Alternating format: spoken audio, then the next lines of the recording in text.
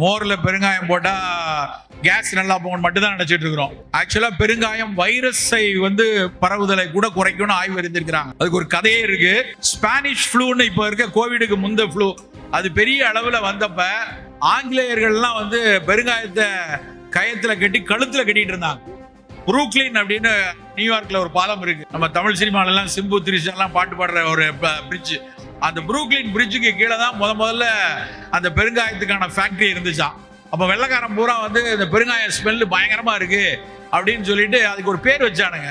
என்ன பேர் வச்சான் தெரியுமா? டெவில்ஸ் டங் அப்படின்னா, பிசாசினுடைய மலம் அப்படின்னு பெருங்காயத்துக்கு பேர் வச்சு இந்த ஃபேக்டரி இங்க இருந்து தூக்கணும்னு சொல்லியிருக்கானுங்க. அந்த சமயத்துல ஸ்பானிஷ் ஃப்ளூ வந்தப்ப இந்த பெருங்காயம் தான் இந்த வைரஸை நல்லா கட்டுப்படுத்துன்னு பிரின்ஸ்டன் யூனிவர்சிட்டியில கண்டுபிடிச்சானுங்க. பண்ண உடனே அதுக்கப்புறம் அது பேரை எப்படி மாத்தினானு தெரியுமா? காட்ஸ் பெனேஷியா, கடவுளின் மாமருந்து.